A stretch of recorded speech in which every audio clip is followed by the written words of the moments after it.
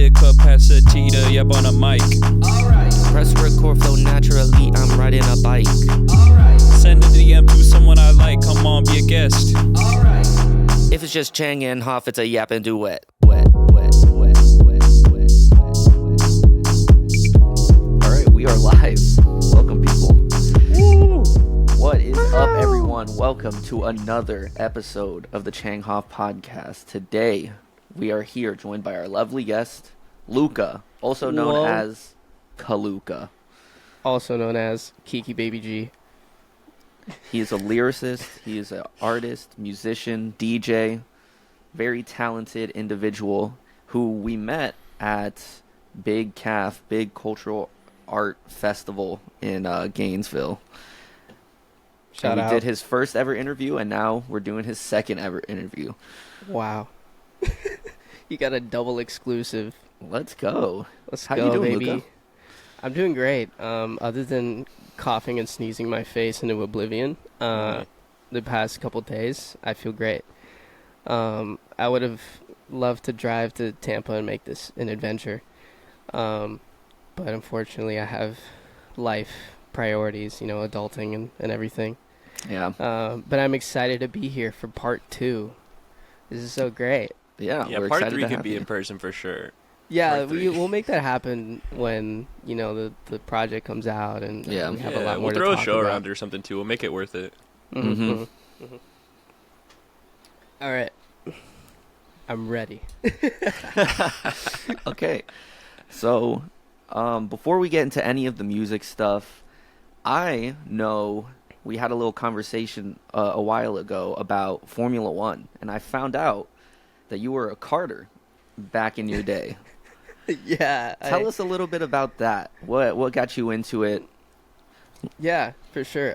You can see some of my trophies and shit back there. Oh. I got some stuff. I have The hardware. I have some signed visors from my teammates. Oh, sweet. I got some stuff in my room. But essentially in college, I had a lot of free time, especially during my master's program. So I was thinking of besides partying and, all the other social things that college kids do, what's another way that I can kill time? And so up in Orlando, there's a track called Orlando Kart Center, where they do a amateur league where you take the rental carts out, you all and you race, you qualify and then you race. And they also have endurance races throughout the year. So last year we had a couple 4 hours, a 6 hour, and then a 12 hour at the end of the year. Wow. And with my endurance team, we finished 3rd throughout the whole year. And then I myself, in one of the league seasons, I finished 2nd, I believe. Which it was fun. It was just a ton of other people that were either in racing at some point in their lives or retired, or people that worked at performance shops or are very young and already starting to compete. There was this kid, oh my god, I forget his name. It's this little short guy. I saw him the other time I went to Orlando 2 months ago. He was this short kid that had a mullet, this little blonde kid. He was the fastest kid I have ever seen, and he had so much swag. Dude was a beast. And I saw him 2 months ago, and he's taller than me. It freaked me out a little bit. But no, there's kids in there that are super fast, adults that are retired racing people. It's super, super fun, and the community there was super cool. I wish there was something like that in South Florida. They have go-kart tracks, but they don't have something that's bringing people in that way and building a community. I wish there was more of that here, and also gives me a reason to use all the gear that I bought that I don't use anymore. The closest thing is PK, which I think is in West Palm Beach, but that's an hour from me, so I can't really make that drive all the time. But Homestead Speedway or somebody needs to do something like that. I think it would be really cool. Yo, it could be you. Could be your legacy. Yeah, dude. I'm also an avid F1 fan. I have been since I was pretty young. I remember Fernando Alonso going back to back.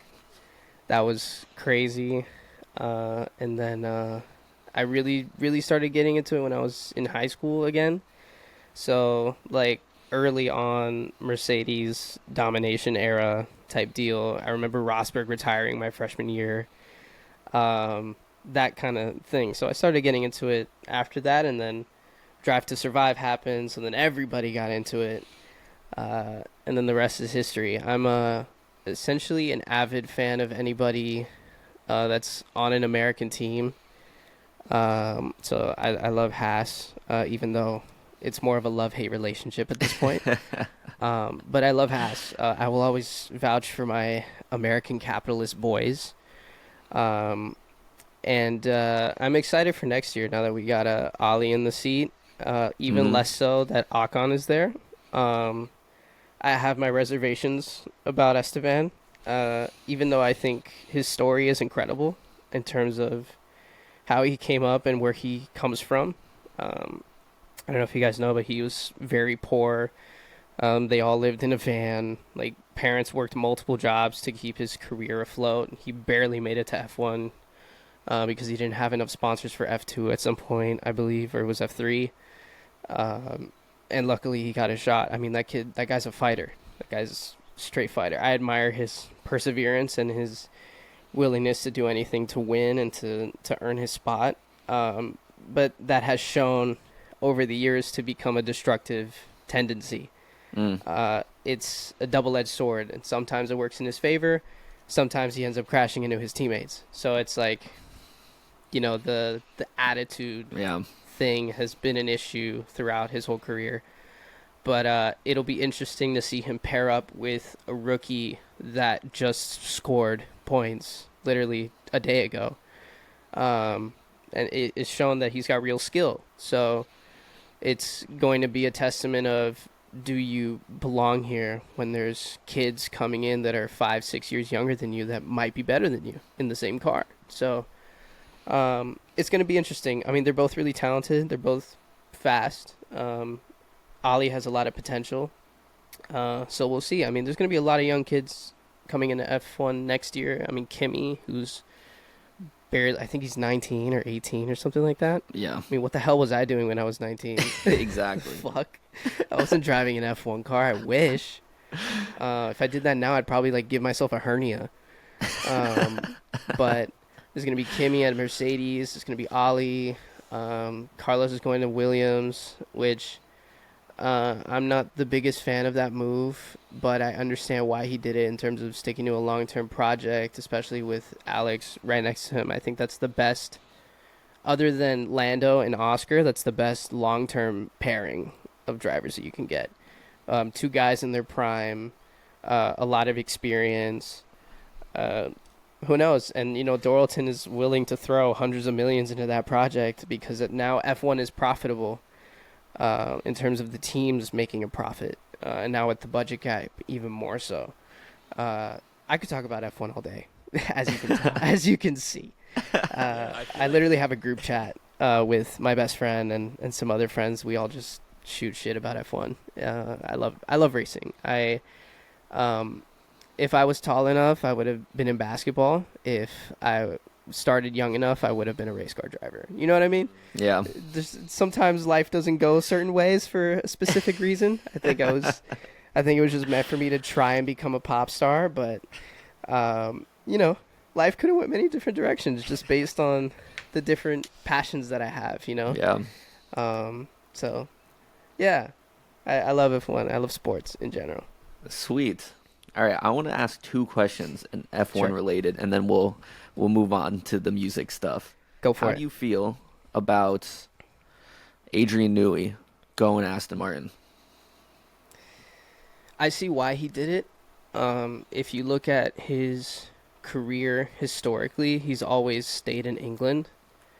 He was at Williams, and then he was at McLaren for, I think, 15 years. And then he ended up going to Red Bull. So he's never really left home. And at his age, I'm not surprised that that's still the case, that he's not going to make a big change and go to somewhere like Italy and go work at Ferrari, or even, what was the other place or even go back to Williams. Mm-hmm. Williams is a much longer term project. And for somebody like Adrian that's already in his 70s heading into his 80s, he already had that bike accident a couple years ago where he hit his head. Like, that's scary, you know? So being someone with Adrian's experience at his age, I'm not surprised that he wanted to stay in England and just settle down. And with the amount of resources that Aston have at this current point, there is much more upside and much more potential for something to happen with that project in the short to medium term, on top of the fact that they gave him ownership of the team. So it's not even a matter of him being a technical manager. He's a technical partner. He's a minority shareholder at Aston Martin now, which I imagine is something that Ferrari or Williams didn't offer him, right? So there's long-term financial incentive as well as short to medium-term technological incentive, on top of the fact that you get to work with Fernando Alonso, who I would argue is probably top 3 best drivers ever. And that might be little Luca bias, but you throw Fernando Alonso in any car. I mean, if you look at what he did in that McLaren in the 2010s, that was a dog box. It was terrible. Literally liquid diarrhea of a car. He put that car in places that it shouldn't have been. Along with other stories, like with the Ferrari that was historically terrible, that oversteered and understeered at the same time. Fernando's he's insane. And it goes to show that the way that he's beating Stroll in the way that he's beating Stroll, heading into his 40s, I think he's already in his 40s. He's just crazy. He's a generational talent. And the fact that Adrian gets to work with somebody like that with so much experience that still has the drive to win that elusive 3rd championship, with the hundreds of millions of dollars state-of-the-art facilities that Aston Martin are building now that should be ready by the time the new regulation change comes around. It's going to be a big season for Aston Martin. And now that you got somebody like Adrian Newey running that whole technical department, and now he's going to decide the managerial structure at Aston Martin. You got some key pieces from different teams coming in from Red Bull, coming in from Ferrari, that are going to make a difference. So it's just it's a matter of, we'll see what happens. I don't think they'll win a Constructors as long as Stroll is in the second car, with all due respect. Stroll has shown time and time again that no matter what teammate is thrown at him, he is essentially easily beaten. Whether it's Sergio Perez, whether it's Fernando, who was with him when they turned into race? No, it was Sergio at Racing Point. No, whether it's Vettel. Mm-hmm. I forgot about Vettel for a second. He has shown that he can be pretty easily beaten. Other than when he was at Williams before they went really, really bad, before they got acquired, he's shown that he can be beaten pretty convincingly. And if he was at the same level of Fernando last year, they would have finished much higher than 6th. And, I just, that's not a winning formula. You can't build a car around somebody that's shown to be average to below average at best. It's just not a winning formula. I mean, you look at when he was coming up in F2, his dad literally bought the team and instilled team orders early on, even though there was no threat in the championship. It's pretty much like Lewis said a long time ago, cash is king. You know what I mean? And it's going to show that they've used that formula his whole life to get to where he is, and they're going to continue doing that. I mean, his dad bought a whole F1 team and has thrown hundreds of millions of dollars into this project, and has brought in other drivers to compensate for his son's lack of skill. And that is, I'm not saying that like Lance is super slow. He's not. I mean, he's shown that he can compete when he has a good car, but he's not world championship winning material. That's not how I see it. at the end all be all. Unless you give him an absurdly insane car that's like 1.5 seconds faster than everything else, which I doubt is going to be possible with the budget cap now. We're not in the era of Mercedes dominance where they can spend as much money as they want. It's not going to happen. So they're going to keep bringing in generational talent to compensate for Lance's weaknesses. They're going to keep hiring people from other teams in high managerial places to, keep the car going and getting it to that level where they can compete with somebody like a Red Bull, with somebody like a McLaren now that have shot through the roof and are now competing for the Drivers' Championship. They're pretty much already have the constructors on lock because that Red Bull has all of a sudden just dropped off. It's like they tied a ton of cinder blocks to the back of that thing. I don't know what happened there. But I'm excited for Adrian. It's a very big step for him, and it's also really nice to see that an F1 team is giving him the value that someone like Adrian deserves. And not in terms of not even compensation, but also ownership rights. So claps for Adrian. Claps. Big steps for Adrian. Yeah, I hope that project goes well. It'd be really cool to see Aston Martin competing at the front with Adrian Newey, and that statistic of him winning like 19.7, basically 20% of all F1 races in history is just an absurd statistic. If this man, I'm gonna stand up for this. This is very important to me. I don't think you understand. Adrian Newey, you're never gonna watch this. I don't think you are. If you win Fernando Alonso a third Drivers' Championship, dinner on me, dude. Like, invite your whole family. Where are you going? Like, Where are you going for dinner? Like, cousin second removed. I don't care who it is. Invite whoever you want. Dinner on me. You can say like 3 Michelin star restaurant. I don't care. I will go in debt if you go.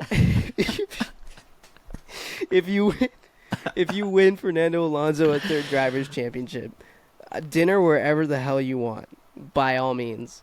It can be the pub down the corner from your house. It can be a 3-star Michelin restaurant, like wherever you want. Invite your whole family. I'll literally take out a loan. Adrian Newey, if you're listening to this, we'll send it to you. We'll send it to him. Like, I don't know. We'll find his email or something. We'll make a reel. Yeah, I'll send we'll this clip out. to him. We'll send it to out. like the Red Bull media team or whatever. Try to get it in his hands. Yeah, we'll Tag see. him in the comments. We'll tag him.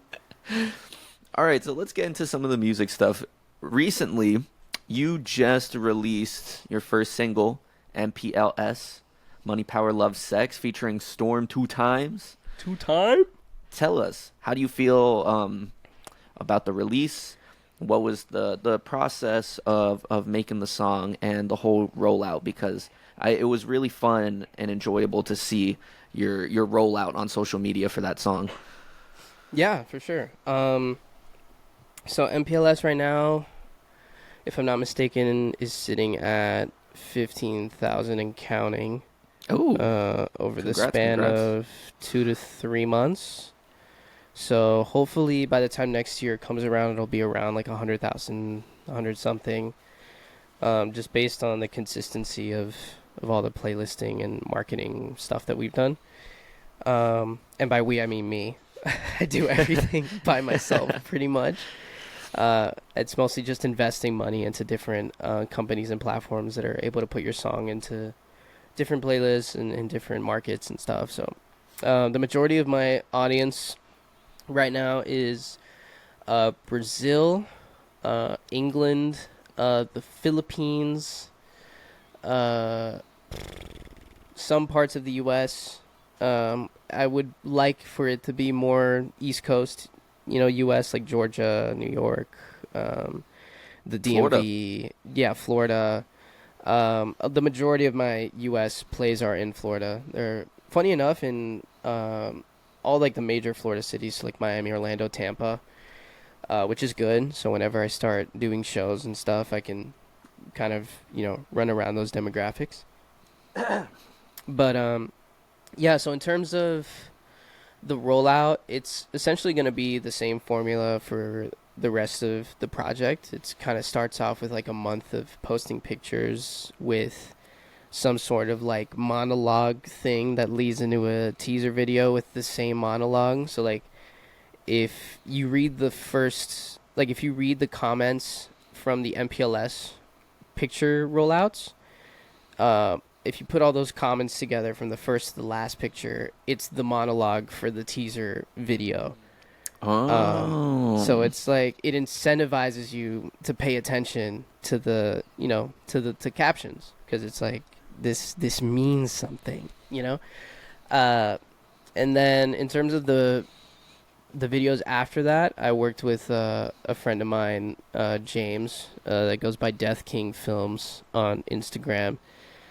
He did all of my short form content for the song after that. So like the video in the car, the videos in like the parking lot, the teaser video, that was all James. He's been editing and making videos for over 10 years now. He's super, super good. So if you need film stuff, whether it's short form or long form, in the Miami area, hit up Death King Films on Instagram, James Reyes, the GOAT. But yeah, it's pretty much been like the standard like indie rollout. I would say in terms of just the structure, it's nothing really special. But I'm just essentially trying to grab people's attention. At the end all be all, I'm an indie artist. I have little to no audience outside of like my local compatriots and stuff. So getting the most reach with my videos and my content and stuff is the most important thing at this point. And then by the time I get the project out, doing shows and this, that, and whatnot, I'm pretty much sticking to the, hey, look at me formula for the next 3 to 5 years until I start hitting some serious numbers. And then, the conceptualizing of things type of rollout will be more important, because then I can focus on the artistic side of things a little more, right? I'm still doing that either way. When it comes to my project, I'm trying to adapt the music into a short film, which will tell the story of the whole project and that whole relationship that fucked me up for like 5 years. But we don't need to talk about that too much. The music will talk about that. The music does it for me. And if she's listening to the music and watching the film and not understanding how much she hurt me, that's fucked up. But it's okay. You know what? I'm in a happy relationship right now. It's been 6 months. Shout out to my girlfriend Phoebe. I love you. And Claps. it is what it is. I'm over it. This project is my closure. It's closing a chapter, opening a new one. So, I just want it to be beautiful. I just want people to listen and watch and feel it deep inside them. And be like, damn, that was me once, and just cry about it. Let it go, just like I did. That's all I can hope for. For people to resonate with me and understand where I'm coming from and the pain of trying to get somebody to understand how you feel about them when they never felt the same about you in the first place. Which I think is super relatable. But I got great people in my corner, incredibly creative and talented people in my corner that I'm confident can help me execute on my vision, both sonically and visually. Right now I'm working with a very prominent mixing engineer named Marcela Araica, who's down south. She has a studio in partnership with a producer named Danger at Dream Asylum. I'm working with her team on the rest of my project. And previously to that, when it came to MPLS and Skin Fade is my upcoming single, which comes out next Friday. I worked with the team at Mindful Music Lab, which is on the north side of Miami, northeast side of Miami, like near, I think like 70th and Biscayne. The studio manager, Alejandro, and their in-house producer, Santi, helped me out a lot with the first 2 songs that are going to come out. MPLS came out. Skin Fade is coming out. You get what I'm trying to say. They helped me a lot with the first 2 singles. And I'm super grateful for them. The owner, Brittany, was very gracious and generous with her time and her space. Shout out to them. But yeah, this has been a team effort. I wouldn't pin this on just myself. There were a lot of eyes, ears, and hands on this, like most projects are. You look at a pop song in the top 40 nowadays, and there's like 17 writers, which is another thing that I'll talk about at some point. But,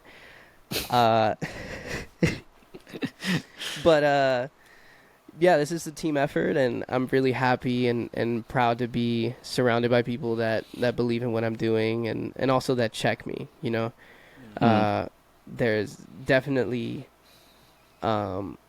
constructive criticism from people in my camp all the time. I send out mixes, I send out productions, I send out everything to the closest people that I have in my vicinity, and there's always something that can be worked on, So the fact that there is a level of quality with my project that is being attempted to being oh my god, what is the word? English. The fact that there's a level of quality that is being strived for, if that's the way you say it in English, is a big deal. I'm essentially competing with, everybody is at my level. You're competing with the major labels that have a marketing team, that have an A&R team, that have a sync team, that have everything. They have all the resources in the palms of their hands. So the fact that we are striving and achieving that level of quality at this point in my career, I feel like, is a big step, and I hope that people notice that going forward. This is it's been a long time coming, and it's been a lot of work on my end and everybody else's end. I'm just really proud. I'm really proud of what we've done so far, and it's only going to get better from here. But MPLS so far has been I think it's been successful. I would say in terms of how I feel about it, ask me in a year when, July 5th comes around, 2025, and then I can really dissect it. But as of right now, it's a pretty good projection. Like, it looks nice. It's looking like the numbers are doing what they're supposed to do. Did it hit the initial expectations? Yes, by a mile. I didn't expect MPLS to be streaming the way that it's been streaming at the international demographic, especially that it's streaming at. I didn't expect to be hitting certain markets that it's hitting. I didn't expect Brazil to be my highest streaming count. I didn't expect my song to be on like 7 sex playlists. Only But can I really be surprised though? Like, it's literally called Money, Power, Love, Sex. What am I? You know? All right, Luca, you said something that is staying with me about how every song is going to be a part of the short film, and every song is going to be a piece of telling the story. And kind of connecting to what you were saying earlier about how the rollout, every post would have a caption, and each caption connected to this greater monologue. And I think just that idea of every piece contributing to a bigger picture, do you feel like that's representative of the way you think, where you're thinking of something very long-term and you're thinking of how each piece is going to contribute to something down the line? Oh, definitely. As of right now, or I would say as of before even the project became like a set idea, I had written a 5-year plan out on a whiteboard. I was just about to say, like, I wouldn't be surprised if you had like next I 4 can album probably concepts ready. I can probably find a picture of it on my phone if If you give me a second, it's probably in my favorites somewhere. Yeah, it's right here. So I have like a whole 5-year plan on a whiteboard. Dang.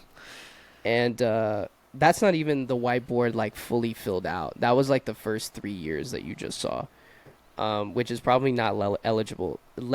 Excuse me. It's not legible because my handwriting is terrible.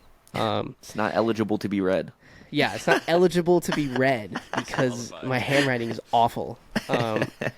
If I was a teacher, I'd get a ton of questions because no one would understand what I'm writing. But yeah, I planned all of this very far in advance. This is very much a bigger picture project. All of my projects are very much bigger picture projects. Kind of like what I said before, it incentivizes you to pay attention, you know? There is a deeper message to all of it that is just not fully realized yet. And I think when the project does come out, which should be hopefully by December or January, depending on how far ahead or behind we are with things. Because, you know, we all have lives. I got to make money. You know, I got family and girlfriend and all that stuff. Depending on how far along or how behind we are, it'll either be December or January. But it is all definitely bigger picture. A good reference for the short film idea would be, do you guys remember the band Fun? Fun? Yeah. No. Tonight. Oh, yeah. Just that song. I don't know. I know Yeah. that song. So Jack Antonoff, and it was Jack Antonoff was in that band, and when they broke off, the lead singer, Nate Roos, who I had been following his career since he had a band in Arizona called The Format before he ended up joining Jack Antonoff with Fun. So I had been a long-term admirer. I think I have cassettes of The Format stuff. But anyway, so Nate Roos did his debut solo album, which was called The Grand Romantic. And The Grand Romantic, for a little while, was like one of my favorite albums ever. I think I cried a lot to that album. But he did a short film where he adapted the album to a movie. Where it told like a fictional story of him in a relationship. And when I was conceptualizing my project now, I was thinking of like, what would be a good visual reference for what I'd want to do. And I was just trying to think of movies. I was like, maybe like one of those like weird like rom-com drama, whatever the hells that are like super iconic. And then all of a sudden, oh my god, The Grand Romantic film. Holy shit, why didn't I think of that before? So, and it's short. It's 30 minutes, I think. I think it's like half an hour. It tells the whole story completely. All the music from the album's in there. Even like from the intro to the bottom. It's all in there. So I was like, all right, that's the perfect reference for this. Now I just need to make the music. So the music part is coming now. I'm still telling the story through everything else. MPLS kind of tells the story from like a post-chaos perspective, in the sense of I'm at that point in I wouldn't say a relationship, but like a situation/rebound thing where the previous person that I was in a relationship with is still in my mind when I'm with this person, right? Now the next single, Skin Fade, which comes out next Friday, I'm going to keep saying that, it's about kind of like doing a flashback and then me separating myself from a friend group that I had at the time that just didn't have my best interests in mind, you know? I used to be like like most guys in college, go to the college bar Thursday to Sunday, you know what I mean? I was that dude. And it just became a really bad habit, and surrounding myself with similar people that had the same habit, it puts you in a bad place. So At some point I was standing with them at the time, and I wasn't drinking at this point. I was standing with them at this bar, and it just snapped in my mind. I'm like, I don't relate to these people at all. Mm. I think that was like, at that point, it was like the feeling of, I wasted all this time for months, feeling like this would, make me happy, whatever. And now I'm just standing here alone, really. I feel alone in a crowd of like hundreds of people. This sucks. So I ended up dipping. And then from then on, I just kind of like quietly ghosted. But it's essentially about that experience of being in a room of people that don't value you in the way that you would have liked to have been valued. And also like touching on the little bit of like relationship dynamic stuff with women and everything at the time. Talking about like, falling back into bad habits and focusing on the wrong problems and then the wrong solutions for those problems. It's essentially the push and pull of being young, pretty much. When we're young and we think we're invincible and, we're a little selfish because, we don't listen to like our parents and stuff. By the way, Mom, if you watch this, you were always right. It's true. My mom's always right. Clip it and ship it to Mom. My mom is always right about everything. Everybody tag Luca's mom in the comments. I will tag my mom. We don't listen to our authority figures. We think we're invincible, and then we go down the wrong path sometimes. And that's a part of being young, and that's a part of living your life. So it's essentially about that. I think if I'm thinking about it in the right way, it'll probably be more successful than what Skin Fade is now, just off of like relatability factor. And it's more rap centric, whereas MPLS is a little more pop. Like I would say it's what was it the term that Marcela called it? It's progressive R&B. It's more progressive R&B. MPLS. Skin Fade is gonna be more like rap centric. So by all means, dissect my bars. It's please please listen and read the lyrics. We'll do a genius interview with you, where you can break down your bars. Do I need to invest in a green screen? You need a yellow screen for. Yeah. Oh shit! I need a yellow screen.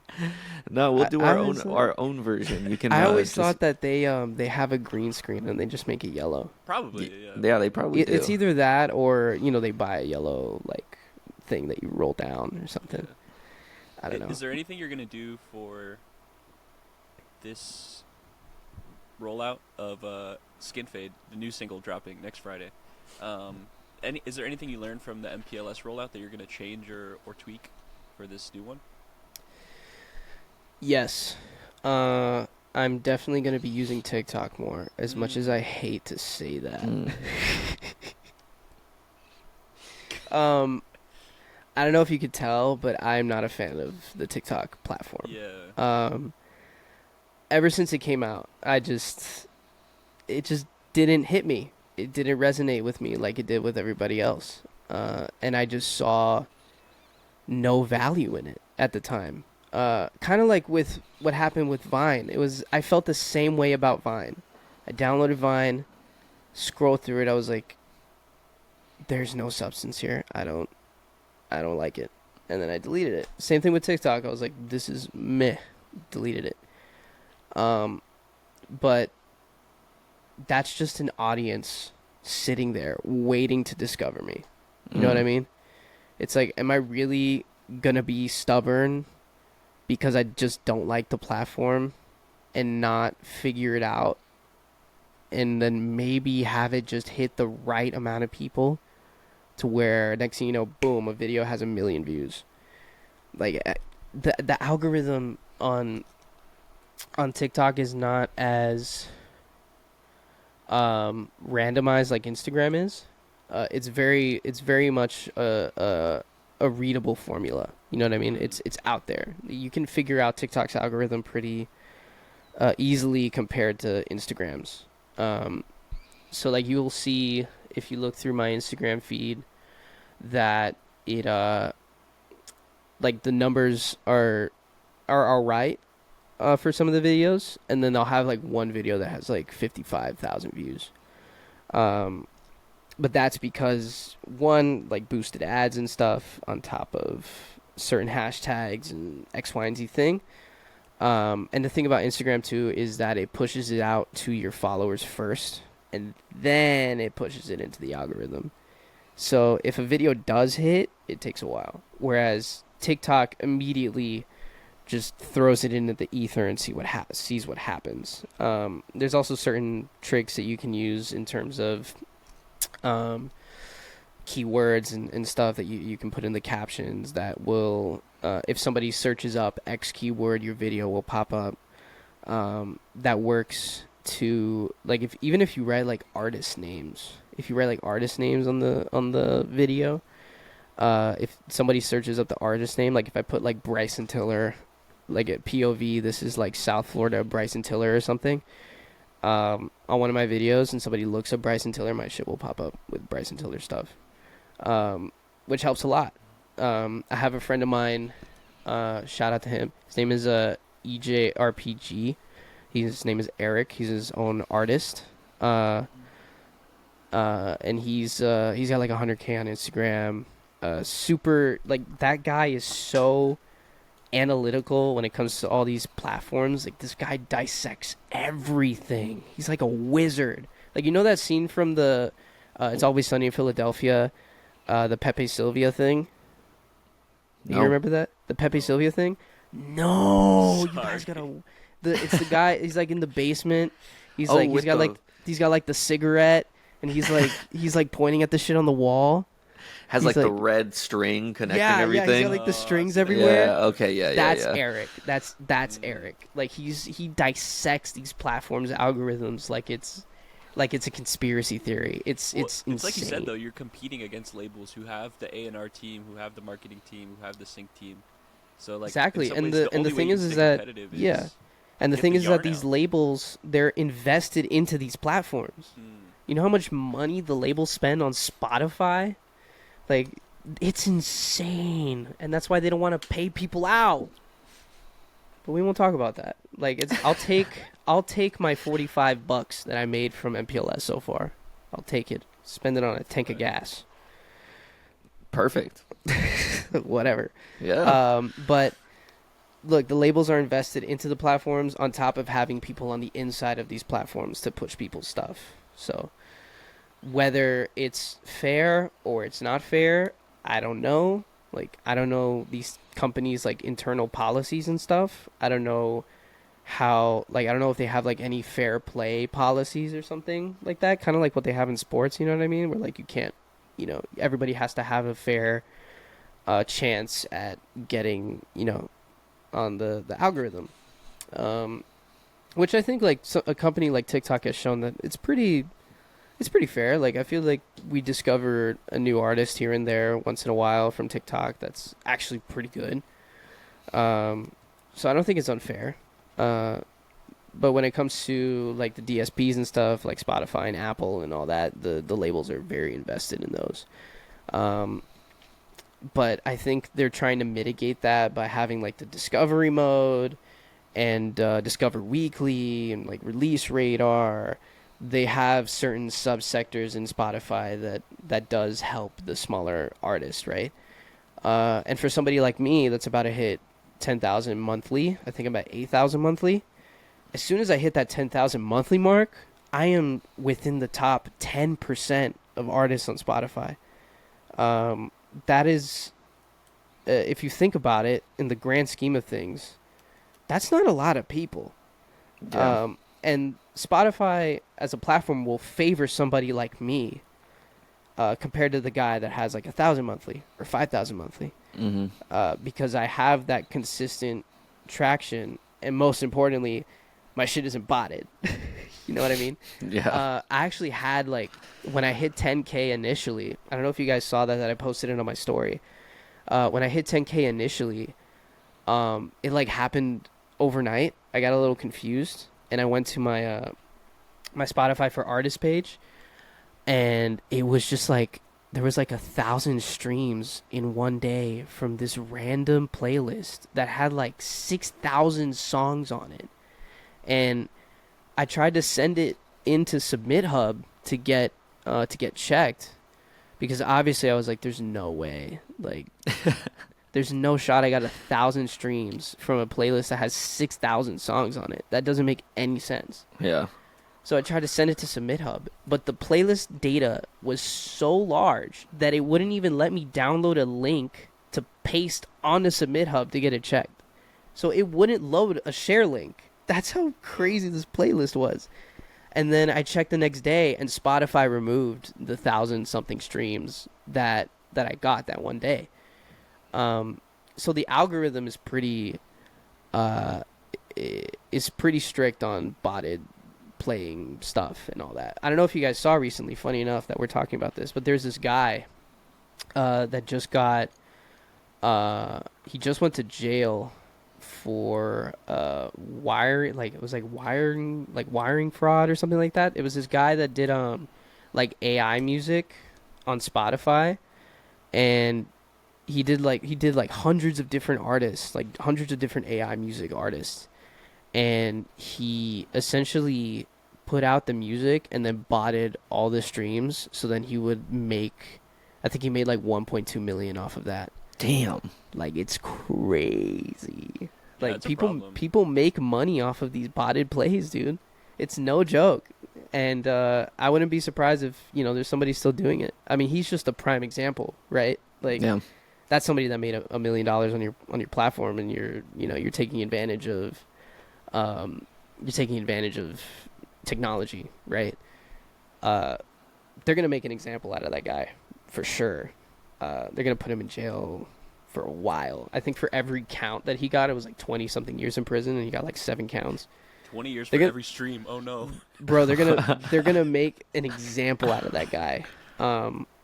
And it's kind of ironic because, the labels aren't really against the whole AI music thing, but then all of a sudden when it's to their disadvantage, right, or someone inconveniences them, then it's a problem. You know what I mean? Mm-hmm. It's like what's that saying that people have? It's like when something, I don't even know, man. I can't speak English today. It's like when something works for you, then it's great, but when it doesn't, it's bad. Yeah. But I think just taking advantage of a new platform. I yap, as you can tell. Taking advantage of a new platform this time around is definitely going to be something that I'm going to have to do. As much as I don't like TikTok, it just doesn't resonate with me. I don't necessarily have an issue with the platform itself. It just does not resonate with me. I'm a long-form content person. I watch 3-hour videos about the Kendrick Lamar beef. You know what I mean? Yeah. That's me. I'm a long-form guy. That's just how I am. I don't like the doom scroll stuff. I just don't do that. I'm not, when it comes to me being on my phone, the majority of the time I'm on YouTube. I'm not on Instagram scrolling. I don't even have TikTok on my phone. I use TikTok on my computer, bro. I posted all my TikTok videos from my computer, and I think I only posted 3. And they got like, it didn't even do well. They got like 100-something views, but then again, like I said, I didn't really care about TikTok at the time, but I need to care more now because I'm in a position, like I said, where I'm competing with all these labels and stuff. I just need to put myself out there as much as possible. And if it works for me, great. If it doesn't work for me, I'll hire somebody to take care of it for me because I just don't like TikTok. Yeah. I don't like TikTok. That's the thing, too, is you can always, down the line, find somebody who does like it and is good at it and can do it for you. I'll hire Eric. Yeah. There you go. I'll hire Eric. Eric the magician. Eric, shout out EJRPG. I also have a love-hate relationship with TikTok. because like you, I'm a long form guy, but I do have my moments of doom scrolling. And I was on TikTok for a little bit, especially like right when the pandemic happened, like 2020, end of 2019. That's when I was on TikTok, and I had a couple of videos go like viral. One with like 1 million views, one with like 250,000 views, and they were just like dumb shit.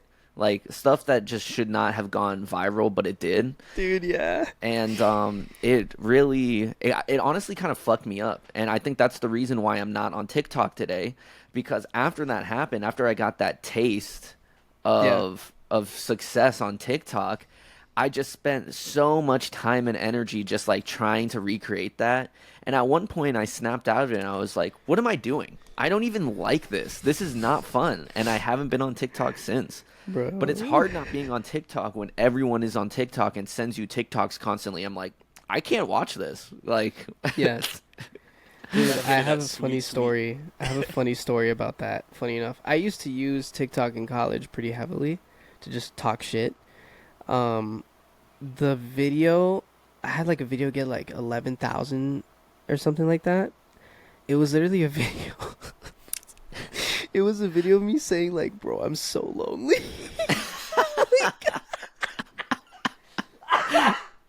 It's like, bro, I'm so lonely, bro. Like,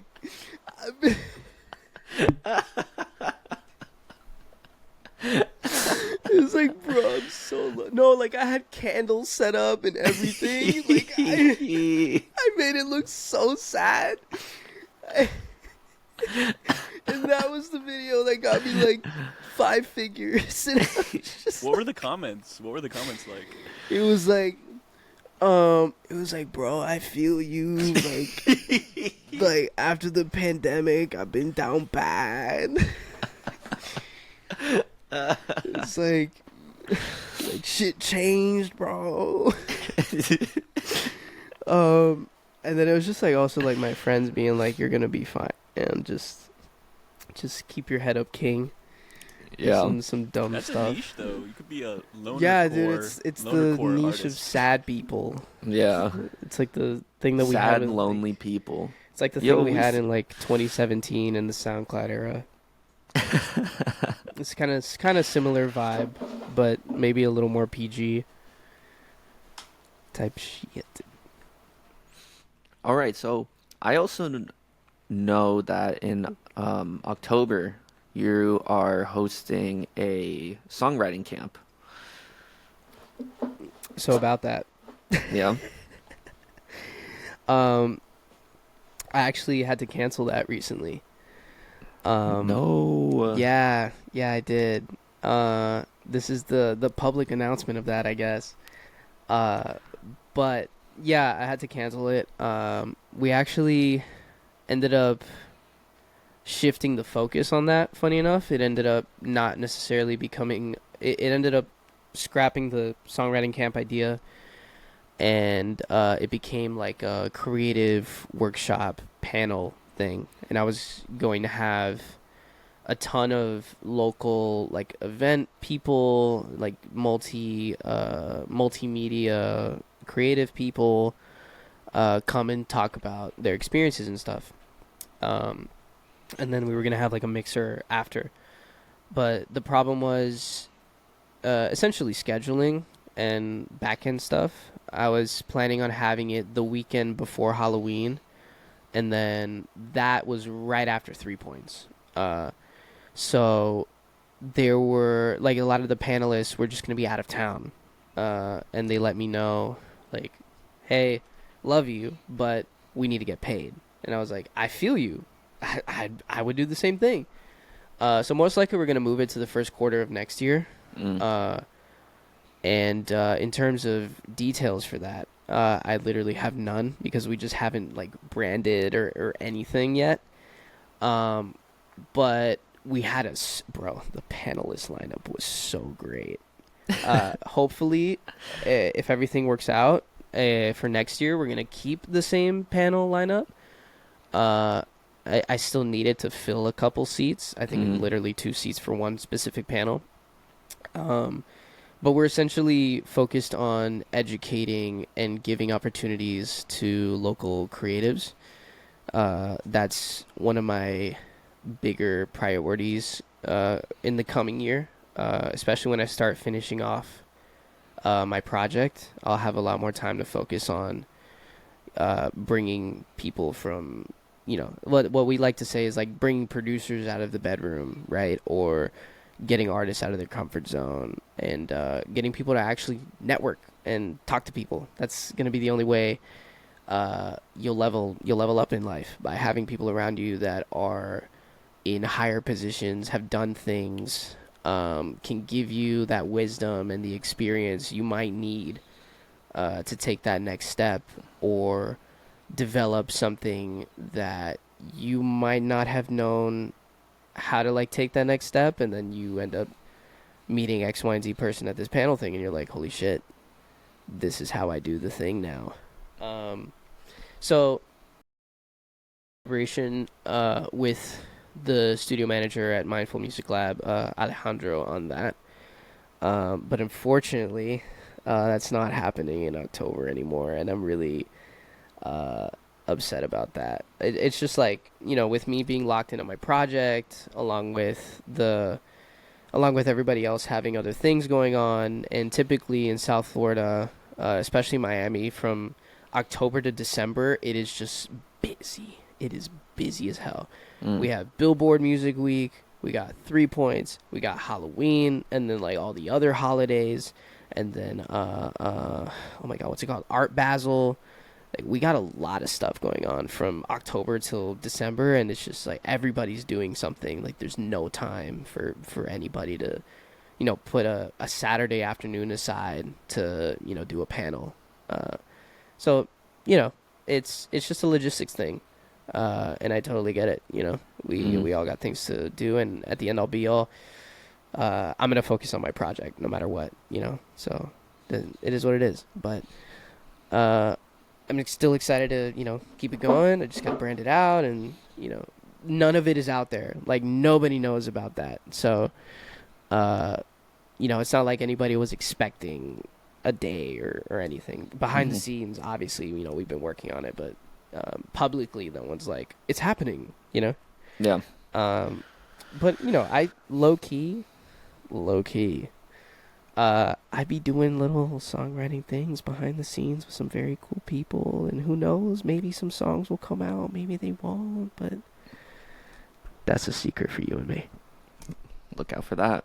Possibly. Look out for it. Look out. Whoa. Well, good things take time. And Absolutely. Especially with the shift in focus from it just being like a songwriting camp to it being like a creative conference, basically.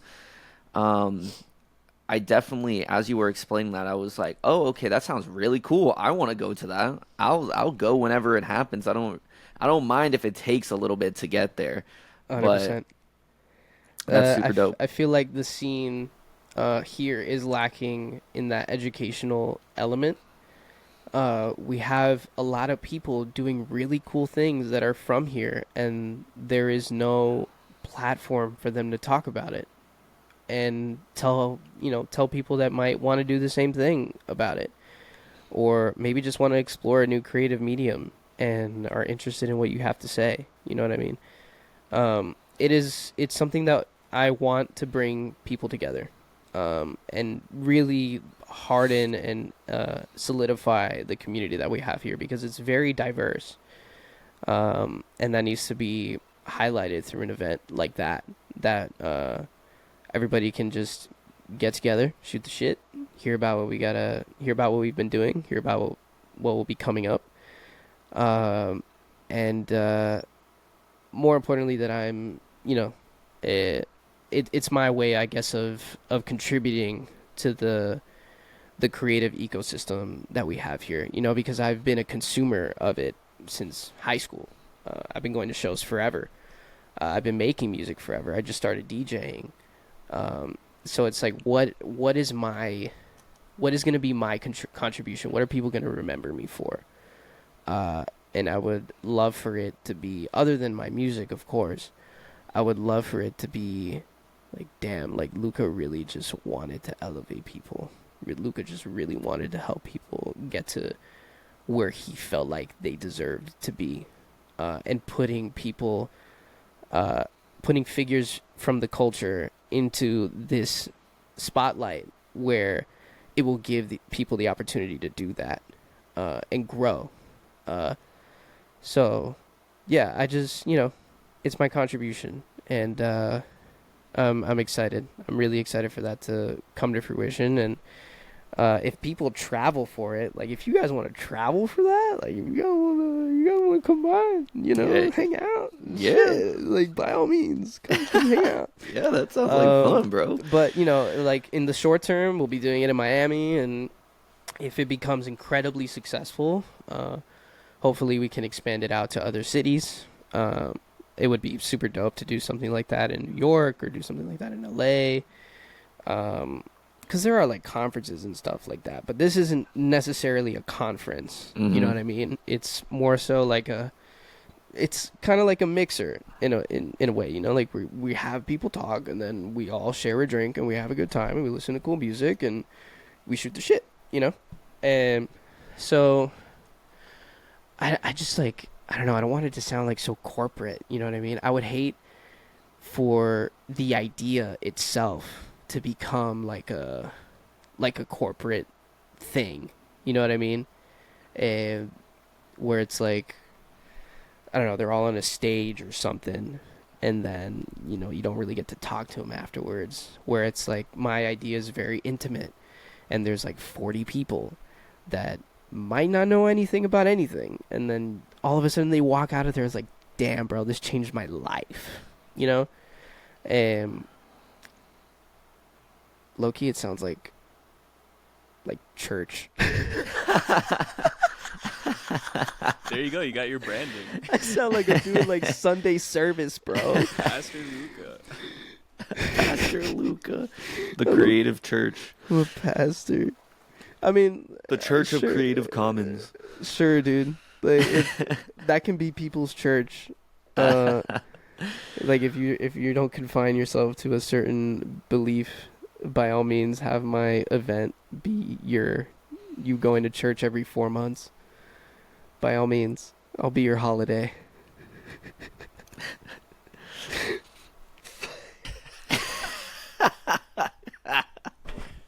I don't want to do this anymore, Grandpa. I listened to it was some podcast I was listening to, and they were interviewing a rabbi, and they were asking him like, what is the closest you've ever felt to God? Yeah. And he said at a nightclub in Brooklyn, just out there just dancing. You just feel so connected to everyone else, like you just become one with the music, Yes. You know what I want to go to so bad? I want to go to a book club radio show. Dude, they're coming. Oh, well, they're coming to Tampa. I I'm sure they'll also do know. stuff in Miami. Tinzo and JoJo. I know, dude. I want to go so bad. But I would love to go in New York. I don't think it would be the same if it was in Tampa. Maybe I'm wrong. I don't know. It definitely won't be anywhere near like the actual book club, but Yeah. they are taking it on tour to see how it translates, so we'll see. But Dude, they did a Florida themed one like a month ago. Dude, I think it would translate super well to Orlando for sure, because there is a low key EDM scene in Orlando, and Miami for sure. Yeah. Miami is, other than Latin music, Miami's an EDM city. I mean, Mm-hmm. you can't say otherwise. We have Ultra, for fuck's sake. Like, we are a EDM capital in the U.S. for sure. And there's everybody here's a DJ. You like one in 3 people here are a DJ.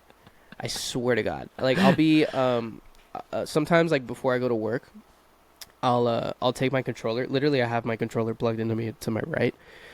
I'll take my controller and I'll just like do an hour. Like, I'll get to work an hour early and I'll sit there and do an hour, and then I'll have somebody come up to me and they'll be like, "Yo, what are you spinning, bro?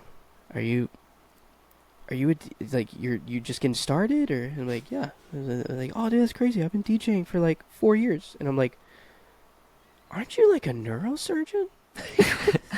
Like, what the fuck is happening right now? But dude, everybody here DJs. Everybody loves EDM music down here. And Space and Insomniac as a whole are a industry down here. They are like the corporate monolith of the EDM scene down here.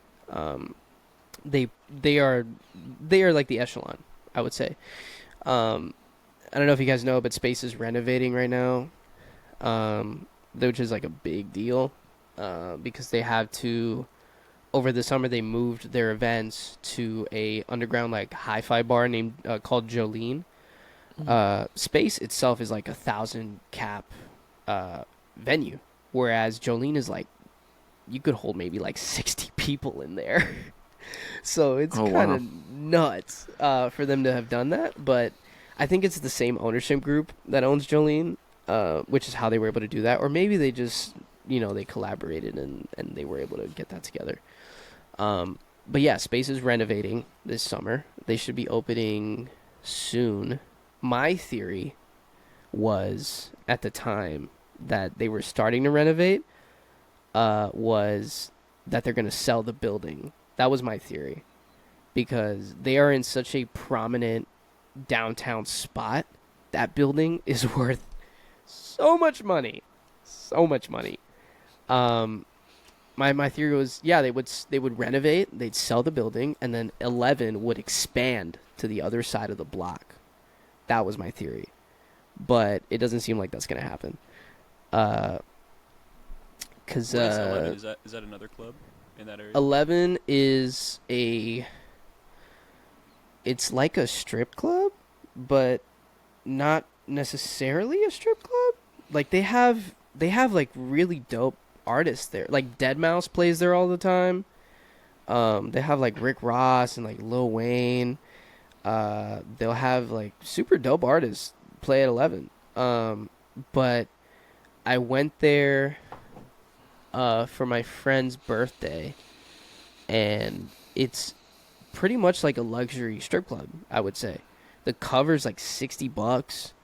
The drinks are absurdly expensive, and it's just like essentially half naked women everywhere, and then like the main stage in like the lower floor, and then the upper floors there's like tables and stuff, and then like with any strip club there's private rooms and whatever.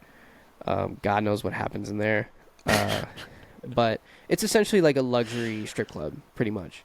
That's like the most prominent, other than Space. 11's like a really prominent club down south. And then Jolene, which is open, it has like one of the best sound systems in the city, in my opinion. Another prominent one is Dante's, but that's more like vinyl centric compared to Jolene, which does have like vinyl and stuff, but they cater to everybody, whereas Dante's is more like OG vinyl head. And the owner of Dante's, Rich, he's like the most OG an OG can get. He's a connoisseur. Rich is. He is such an OG. He has an original press of Thriller sitting on the top right side of the bar. Do you know how much money that's worth? That shit's crazy. When I saw that the first time, I was sitting there like, there's no way that's real. There's no way that's real. He just has it sitting up there. That's worth, that vinyl you have sitting up there is probably worth more than the half the equipment you bought for this place. That's crazy. But yeah, there's a couple really cool spots in Miami. Dante's seems really sick. Dude, Dante's is super cool, and there's a lot of dope people that hang out there a lot in terms of celebrities. Let me think. Eric Andre, Yusuf Days, Dave Chappelle. From what I understand, I think Rich and Dave Chappelle are pretty close. Who else? Chance the Rapper. I think Action Bronson was there at some point. They have it hosts a lot of really dope people all the time. I'm pretty sure like half the time if you walk into Dante's on a pretty nice weekend, you'll see somebody that you know for sure. just because it caters to, that crowd. And it's like for the artists. That's how I feel about Dante's. It really caters to like the artists and people that really care about music. What's another cool spot? Over Under, super dope. They host events all the time. Broken Shaker, that's one of my favorite spots. They have an upstairs place called the Ego Room, and like a back house that's integrated into that space. Super dope. Some of my favorite nights ever are at the Eagle Room. There's a lot of dope spots here, man. You guys gonna come to Miami? I gotta give you guys a little tour. Yeah, we'll do it. We'll go. I'm so down. We'll do a little tour in Miami. It'll be like part 3. That'll be our part 3. I'll take you guys on a tour. Yeah. We can do a little road trip. It's not that far. Well, imagine like 6 months from now, it'll just be like, last time on the Chang podcast. Yeah, it's a series like, at this we'll point. take you guys on a little tour. Dude, I was listening to the F1 section. I'm like, y'all need to have your own F1 show. Like, honestly, dude, just spin Jacob, that off. if you like, wanna, dude, every couple weeks. Jacob, do you wanna? Well, I yes. would listen to it. Like, Yes. Dude, I'd be down. Okay, well, yeah, we'll talk about this off air. We'll talk about that on But camera. yeah, I'm so down. I'd be so down. I'm so down. Could be the fucking 'cause we had Americans sections that do before, it. especially the early episodes where Jacob would have an F1 segment and he's going through it. But like, I don't follow it well enough to have interesting commentary. Like a so say. I'm kinda just like, Yeah. I'm So here the like cars, they're being going fast. No, man, seeing an F1 car, like a modern F1 car today at Miami. I went to the first Miami race. Dude. Holy shit. Going through, because there's like a long straight and then they go through a hairpin and then a left right chicane. Seeing the car go through the chicane at that speed is something I have never ever seen before. Let alone the cars stopping to go through the hairpin. 1 minute they're going like 200 miles an hour, the next they're going 40. It's like, how are you alive? Like, how does that person have their stomach inside of them still? Yeah, I got. That's crazy. Sure. But anyway, Yeah. let's not go back to F1. We'll talk about that later. Yeah, we'll get straight into it. That's how I felt about when I went to my first F1 race in Austin. I was sitting at the very end of the dude. back straight. So you could see the cars coming in from, like, they're going so fast, and it's like, are they going to stop? Are they going to stop? Are they going to stop? And then somehow they make the corner, like, 100 meters before they have to get there. It's absolutely insane. Well, I guess we'll make a quick side conversation. In high school, I wanted to be a mechanical engineer. I wanted to build race car engines. I did the same shit. Yeah. I was in a STEM program at the private school I went to, was LaSalle. And the head of STEM at the time, his name is Peter Perez. He's now the head of STEM. Oh, no, he's not the head of STEM. He wasn't the head of STEM there. He was just the engineering teacher. He's the head of STEM now at Belen, which is like an all-boys school. Shout out Peter Perez. He's super dope. I was so invested in building race car engines that I proposed like a go-kart project. I wanted to build a go-kart for like the engineering program. We didn't get it cleared, but I don't even think we proposed it in the first place, but because I ended up transferring. But long story short, I wanted to be a mechanical engineer because I wanted to build a race car engine. And then I realized I hate math. Geometry especially. And then I was like, maybe I want to be a dermatologist.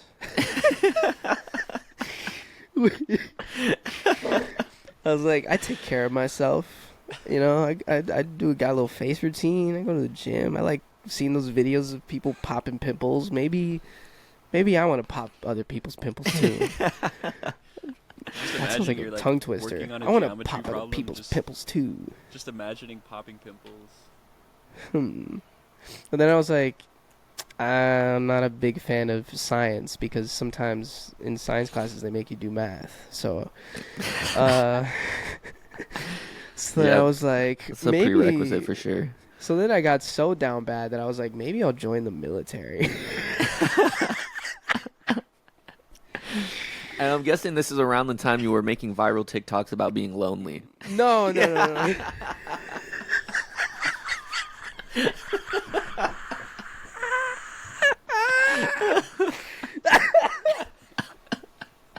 False.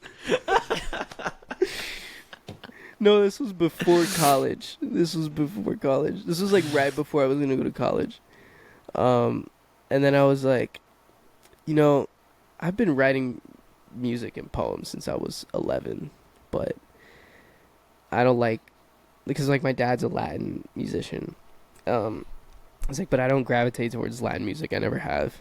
But what if I just do it my way? And then I started focusing on the music stuff, and the rest is history. And now I'm very happy and not lonely anymore. Nice. Good progression in life. We go from sad and unshaving head and worrying about the girl that doesn't love me to be happy and making music about it. Yeah, what more could you ask for? Yeah, man, that's closure right there, baby. Yeah. That's what it's all about. I'm happy. I love life. I'm blessed. My family's healthy. I'm healthy. I have a beautiful girlfriend. And I make dope music. And I got cool people around me all the time. And I'm very blessed. I'm very thankful to be in the position that I'm in. Everybody's got my back. Amen. You love to see it. Amen. Hallelujah. You want a church, bitch? I'll give you church. Can I get an amen? Amen. Can I get an amen? Amen. There you go, baby. Yeah. Okay, I'm glad that you touched a little bit on how you got into music, because that was going to be one of my questions. But you pretty much you covered it very concisely. Oh, right dude, there. I can go deeper. That's only the surface level of it. Dude, let's do it. So, my dad is a Grammy-winning Latin salsa singer named Luis Enrique. Have you heard of the song Yo No Sé Mañana? Yo no sé mañana. That's my dad. No way. Yeah. Fire. Wait, that is he so literally fire. Just called me, probably because he hasn't heard of me in like 2 days because I've been sick. But yeah, he's my dad. So I grew up with, studio in the house, grand piano in the living room, surrounded by music all the time. Our garage was a percussion room. It was, I practically lived in a recording studio when I was young. And then when he had me, he took a little hiatus because, I existed and he needed to take care of me and see me grow up. And then 2009 that Ciclos came out? I think it was 2009. That's the album that Yo No Sé Mañana was on. And then it exploded. It blew up like crazy. And he wasn't expecting that. Neither were we. Yeah. My grandmother sings that song. Yeah, so it was like, so it was like 1 minute, he's working on the album and it's, it's normal that he's making music. The next thing you know, we're at the Grammys. We're at the Premios Nuestros. I'm in like this little tux and like with my long hair looking all awkward. It was nuts, dude. It was crazy. That point in my life is such a blip because it all like happened really fast. But that song cemented my dad's career pretty much. And before that, it's not like he wasn't successful. He was already a charting Latin artist before that, Prince of Salsa and everything. But that album and the album after that, I think, was Soy Seré.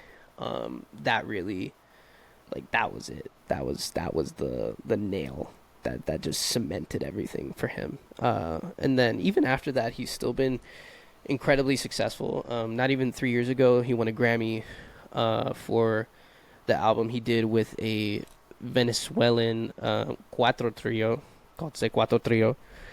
That was more like folky Venezuelan style of Latin music.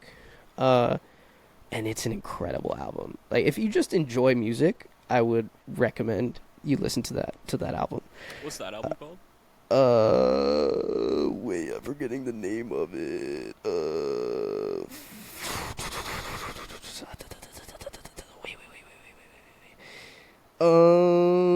Tiempo al Tiempo. Okay. Tiempo, yeah, Tiempo al Tiempo. It came out in 2019. Wait, so no, it's been 4 years. It's been 4 years, sorry. Yeah, he won a Grammy for that album. I believe one of the members from the trio won a Grammy as well for writing and composition on that album. So I think that I think it won 2 or 3 Grammys in total, that project. Wow. But it's an incredible. It's great music. The messaging is beautiful. Yeah, my dad's still kicking it. He's still making music. He just made a song dedicated to the protests in Venezuela. That's being promoted like crazy. So he's still very active and making music and doing all that cool stuff, and we're super close. He's my best friend and my worst critic when it comes to my stuff, and he's really been the one that's been supporting my career in terms of quality, I would say, because I've always talked about this with him. This has been a topic of conversation for him and I.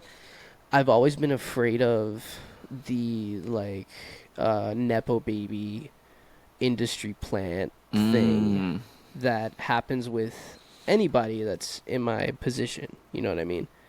But I would say that the difference between myself and that typical person would be that I'm making English music.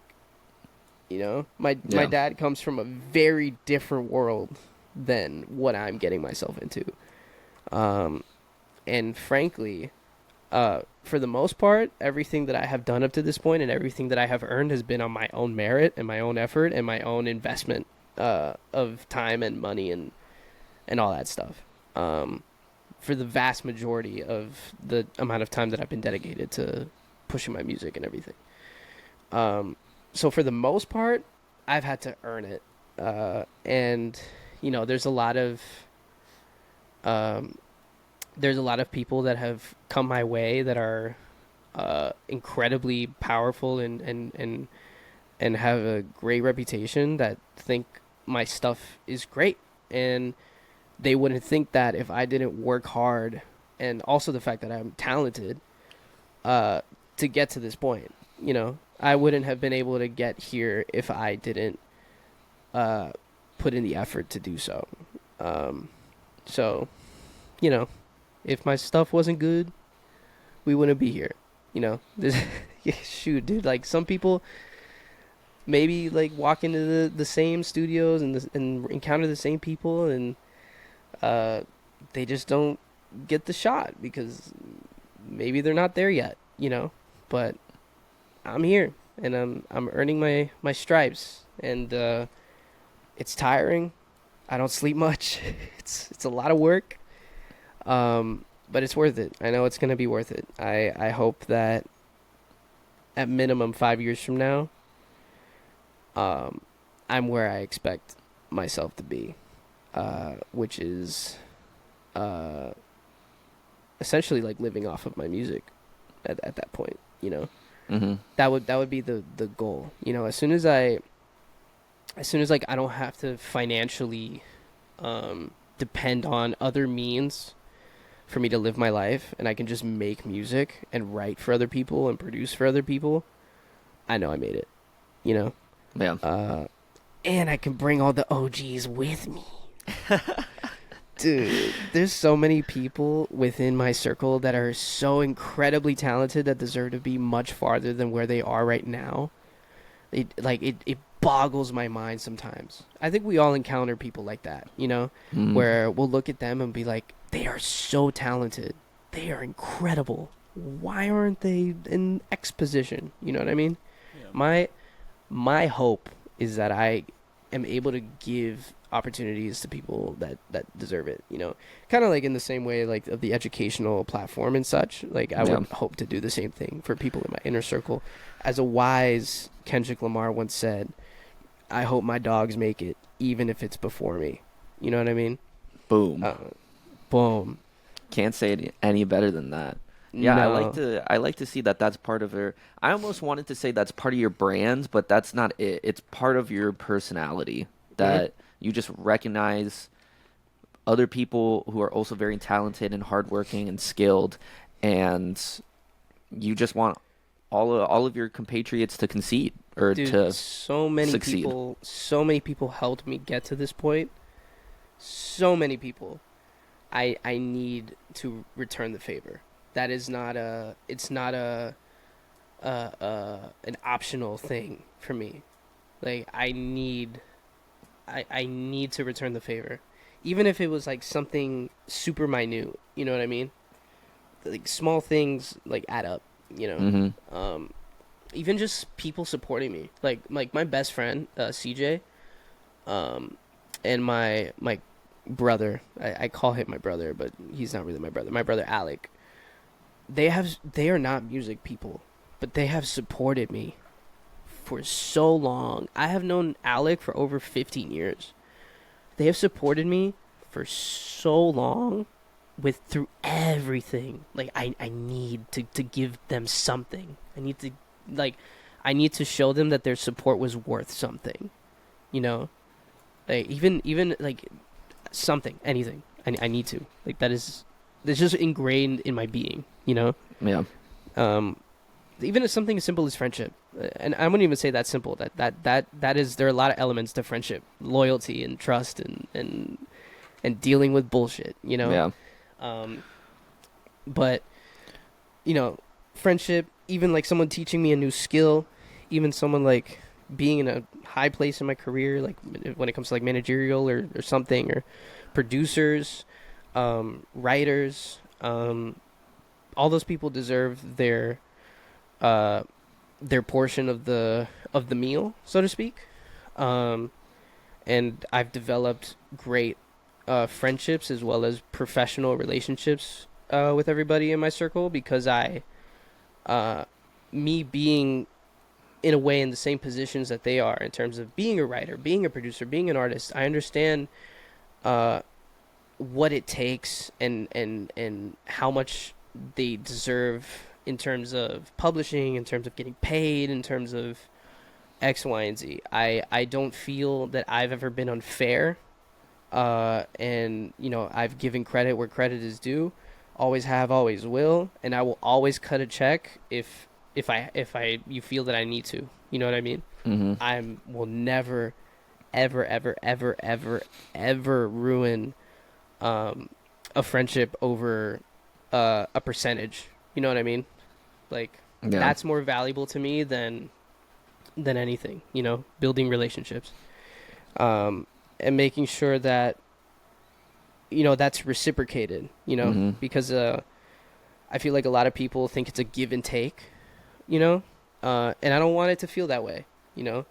I want it to be like, I want people to feel like I'm doing it because I actually care, and not because it's like, oh, based on the calculation of streams and the amount of income that we'll be getting and on the amount of overhead that we have because of the marketing campaign, we can only offer 0.005% of the publishing along with a $10 stipend. Like, I'm not going to screw you over. I'm not going to give you a 720 deal, all right? Like, damn it. I hate those, by the way. I don't know how people take that. Like, that's practically slavery. Gotta get A lot that of people advance just don't that know. you don't know. Yeah. No, the advanced thing. Okay, here's my thing with advances. It works to your disadvantage if you don't already have leverage. You know what I mean? You look at an artist like a Russ or like a Token, that they already have incredibly large cult independent audiences, right? if you're somebody like that and you take an advance, you'll be able to flip that advance fast. You know what I mean?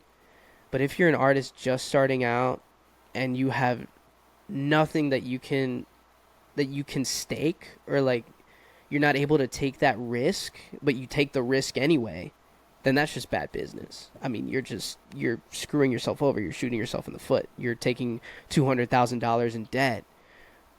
When you know deep inside you that you might not be able to make that back. It's one thing to do that. It's another thing to be somebody that's already there that can make that back and then some. You know, Yeah. It's a return on investment thing. It's a loan at the end of the day. Like, if you have a business with cash flow, loans make sense when it's appropriate. But Yeah. I don't know. Definitely. It is a loan. And the conditions for said loan aren't entirely explained if you don't have a good lawyer. One of my professors in college, he said, your lawyer should be your best friend. And I completely agree. Like, have everything on paper, sign off on things. Like, even if it's the simplest of things. Like, just, like, somebody can argue over God knows what against you at a show or something. Like, just have everything on paper and sign it off. Like, it's not hard. You can find a good lawyer that can do it for a flat fee. Just pay it. It's worth it. It's a security for you. For the love of God, artists, I'm standing up for this one too. For the love of God, artists, please open your own LLCs. So then if hypothetically something happens to you, you directly do not get sued, okay? Make sure that it's active. Register your songs, please, to the U.S. Copyright Office. Because if not, someone will take your shit. It has happened before. And it will happen again. And it will happen again. Because people are slimy. Collect all your royalties from everywhere. Register your shit to a PRO, to ASCAP, or somebody. I don't know. Just protect yourself. For the love of God. Please. And don't have children. What do you use for your distribution? United Masters is Okay. my distributor. Yeah. Okay. And I register all my songs through ASCAP. And all of my songs up to this point are registered to the U.S. Copyright Office. So no one can claim my masters and no one can claim my lyrics. So, or any of my compositions. So everything is secured Nice. up to this point. Putting them on game. Yeah, I mean, dude, look, I have a master's degree in entertainment business. Like, this is stuff that I know because I got educated on it. It is, and I believe this 100%, it is an artist's responsibility to educate themselves, because if not, you're going to get yourself into situations where you're going to get screwed over. And like I said, your lawyer should be your best friend. Find a good entertainment lawyer. There are subsectors of different entertainment lawyers for different things. Find a good lawyer or find a good firm that will be able to protect you when you get yourself into a situation where you're going to need protecting. Especially with record label contracts, especially with like distribution and publishing contracts. Like, just find somebody, make the investment. I know lawyers are expensive. I'm aware of how expensive lawyers are because I use them. It's worthwhile. Just please, they know more than you do. Don't go into a deal or something thinking like you read everything and you understand it. Just have somebody read it. And also, research the lawyer, because sometimes the lawyer will be affiliated with the label that you're signing for, and they will screw you over, which has happened before. So for the love of God, please, protect yourself and make sure you know what you're getting yourself into. Because this is a sneaky world, and at the end all be all, people are more than happy to screw you over if it means that they get to, make their money back. Or not. Or shit, maybe you owe them money, Artists, do your due diligence. Please, for the All right, love good. of God, please. Speaking of making your money back or not, can we time travel? I want you to take me on a time travel expedition from today, from your $45 in streaming from your first single. Take me 5 years down the line, and into a life where you're living off your music. What does that look like? What's being monetized? Like, what are the different portions? Okay. Well, the thing is so let's think about it like this, right? The typical split, or like this industry standard split, between a producer and an artist for publishing is 50-50, right? So, and that would be if you don't negotiate for a lower percentage and then pay a production fee, right? That's typically what I've done, because with my productions, I am the one that walks in with the initial pre-produced ideas, right? So I'll be like, hey, I came in with X, Y, and Z. You changed X thing. I would like to have more percentage for myself because I did some work previously on this thing, and I'll pay you whatever amount you want. That's usually what I do, which is fair, right? Like I come in with the idea already there. I already wrote the song. Like I don't need to hire a writer. I don't need to give percentage to a writer. And I'll pay you a flat fee, and you get whatever percentage I want, and that's it. So, but typically, the split is 50-50 for a producer and a artist. That's typical. So already, 50% of that publishing income is gone, usually. And then if you're signed with a label, they will take a percentage of whatever your percentage is. So that might be 50-50. So you get 25%. And if you have writers, other things, that percentage goes down, right? So streaming from your own music is typically not where the money's at. Typically. The money is from either writing for other people or touring. Touring is where the real money's at. And I'm not talking about clubs, because at most at a club you can make like $100,000 a show, right? But if you invest yourself into a tour, right, where maybe you're making like initially 50, 60, 80,000, if you're like a really good artist, I mean, you guys have probably heard of like people making millions a show. You know what I mean? The potential, the ceiling of you making $1 million a show, $2 million a show, $5 million a show.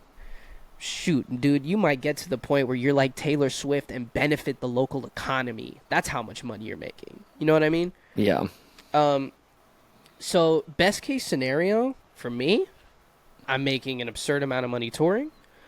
I've always said and stuck by this. I would love to do stadiums once and then never do it again.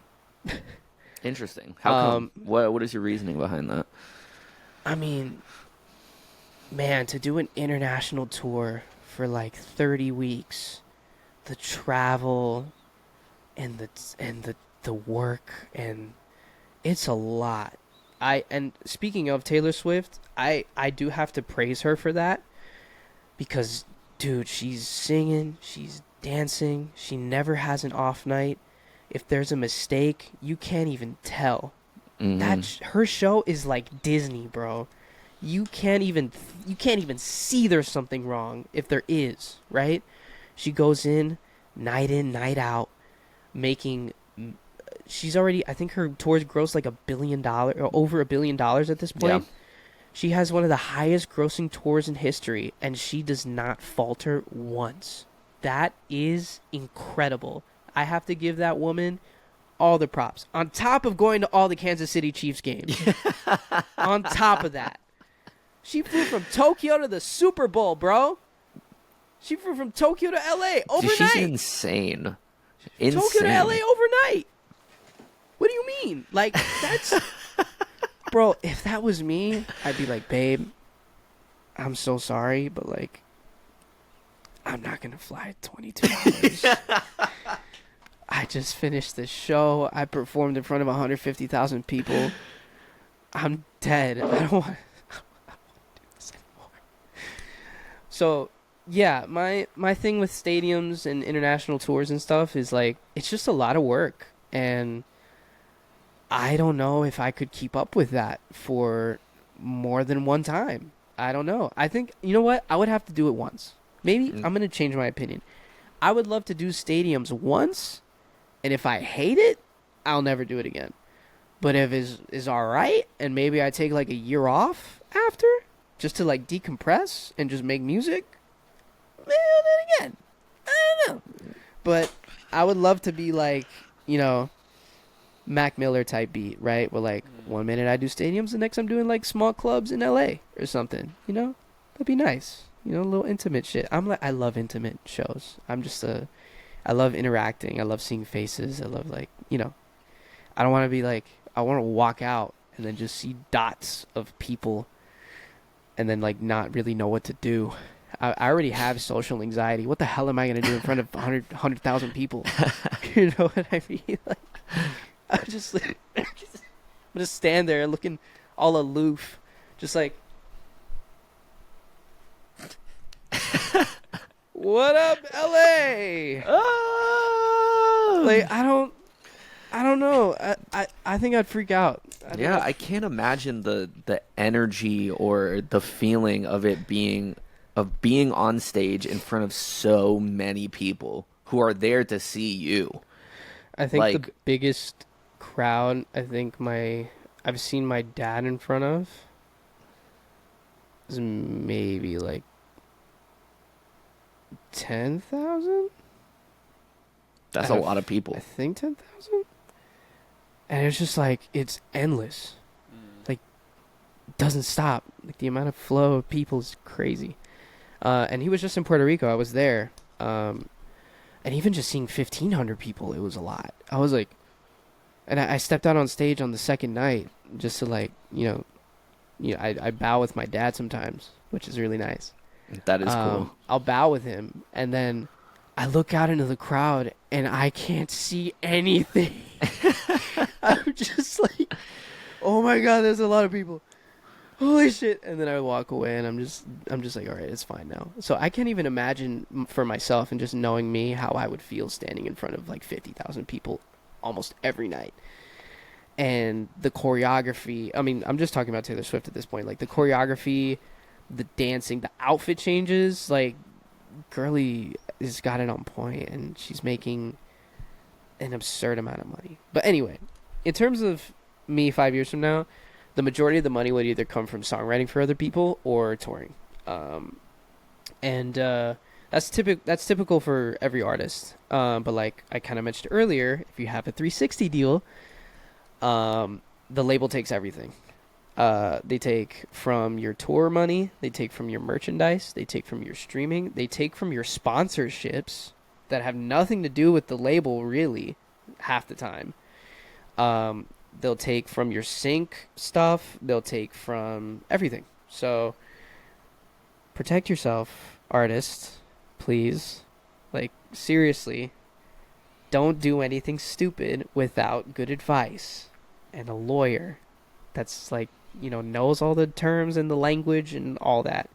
And like I said, again, make sure your lawyer hasn't done business for the label, so then you don't get screwed over by the label, because it's happened before. Yeah, corporate music business stuff is shady sometimes. Yeah. So then I guess it just becomes about putting out music with the frequency and the level of quality and the rollout and content around it that you're building up your audience to where you can go and play shows for these people. Oh, absolutely. I mean, look at somebody like Jack Antonoff, right? That guy, he produces for everybody, and he writes for everybody. He's in a band, I'm pretty sure, but it's not like he's frequently touring or like always on the road or something. I mean, that guy can live off of his music if he wanted to. I mean, he doesn't have to work another day in his life, probably. And there's a lot of writers like that, I mean, and there's still some that tour frequently, right? Like Ed Sheeran. Ed Sheeran used to write for Beyonce, and then, he blew up, and the rest is history, and he's super loaded. I mean, he owns a portion of a Premier League team, I think, or I think he owns like Ipswich Town or something like that. Like, dude's got bread. John Mayer, bro. Like, John Mayer is he has a very diverse portfolio. If you look at what he's done, I mean, he worked with Kanye West super early on top of doing his own stuff. Bro, he stunted on Kanye West early on. What am I talking about? There's this one video. I love that video. I'm going to do a little sidetrack real quick. There's a video of John Mayer in the studio with Kanye. And then he's like, people think I'm like this typical like hippie white dude that drives like a Honda Civic. And he's like, look at my watch. Like, you see this watch? He's like, and they're like, yeah. He's like, this watch is like, I forget. He went through like the specifications and stuff. He went like super nerdy on it, and he's like, "This watch is $30,000." He looks at Kanye. He's like, "What's that Jesus piece worth?" He had like, remember like the big Jesus chain he used to have? Yeah. He's like, and then Kanye's like super quiet. He's like, I don't know, like 15,000. He's like, yeah. So next time, you think that I'm a little white boy or whatever. He's like, listen to one of his songs on one of his albums at the time. He's like, listen to this song, and then he does like this little turn of his head. He's like, bitches. I have a theory about that, by the way. I have a theory about that interaction with Kanye West. I think after Kanye got stunted like that by John Mayer of all people, he was never the same. You think that changed the direction of Kanye West? I think that changed Kanye's life. Right there. I'm joking, but you know, it would be kind of funny if like one day he's like in an interview or something with like Tucker Carlson or something, and he's like, John Mayer ruined my life. John Mayer, you a bitch. It'd be a headline. I would sit there and be like, what the fuck? I'd sit there and be like, what did you just say? And then I would think back to that video and be like, oh my God, I was right. Oh my God. It comes to light all these years later. Yeah, I feel like Kanye always has someone to blame. You know what I mean? I feel like he brings up somebody new every time he does an interview or something. You know what I mean? I don't know. Straight rage baiting. That's the thing. It's never him. He's an interesting man. Yay West. Forget that we have to call him that now. Yay West. Yay. But anyway, back to what I was saying before. Yeah, so there's the majority of people that make the most money in this industry are songwriters, especially songwriters that are way, way, way, way, way up there. I'm talking about people that write for top 40 consistently. You know what I mean? Yeah. Those are people that you may never see or hear of, but they have written for everybody. And they have all the money in the world, and they could just keep writing songs all day, all night, and shit, they might not even need to be their own artist. Some people don't even want to be, you know what I mean? They just want to write for other people, have their name on it, and that's it. That's kind of like what I mentioned earlier. There's like 17 writers on a top 40 song that you might think is meh, but I mean, shoot, it's like number 5, and it's hitting a good amount of traction, and you hear it on like a Sprite commercial, and that guy, one of those 17 writers, is making percentage off of that. So it's like, if you can kind of like think of like the imaginary math in your head, yeah, that's a good amount of money, even though you're number 17 in the room. You know what I mean? I saw a breakdown one time of work by Rihanna, and how Rihanna to date has made like $40 million on that song or something. But how even all of the writers, it's something like that where there's 10 writers, and each of the writers has made whatever, like 2-3 million just off that song. Just because the amount of radio play that it had. My first concert was Rihanna. Whoa. Nice. How was that? Dude, it was the anti-tour. So it was, in my opinion, that Anti is a 10 out of 10. Front to back, incredible album. I took a lot of inspiration from that album early on. And it was also around the time that she was still with Drake. So she brought out Drake. And mind you, this is middle school me. I shit bricks when I saw Drake on that stage. I was screaming, voice cracking. I was with some girl at the time, screaming, voice cracking. I was like,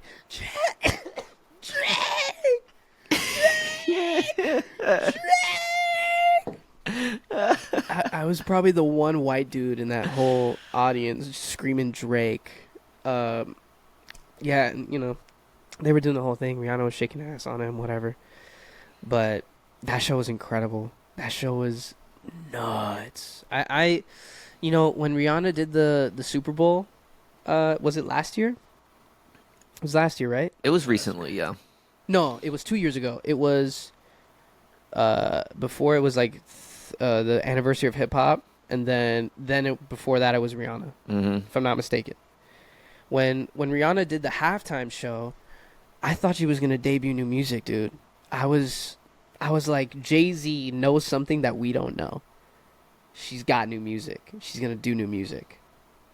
And look, I'm not gonna say I was disappointed because the show was really good, considering that she was pregnant too. Like, she was very pregnant, and she did that show. So props to her for that.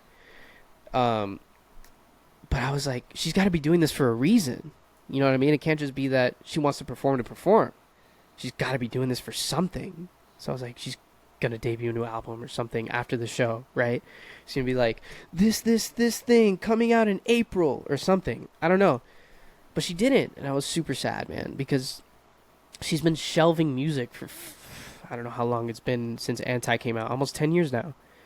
And it's super disappointing. I would love a new Rihanna album. I like, look, for her to leave it on Anti, super great place to leave your career. I'm not complaining. I mean, bro, you make hundreds of millions off of your Fenty line, so I get it. If you want to go back to music, I get it. But damn, bro, you were so good. You were so good.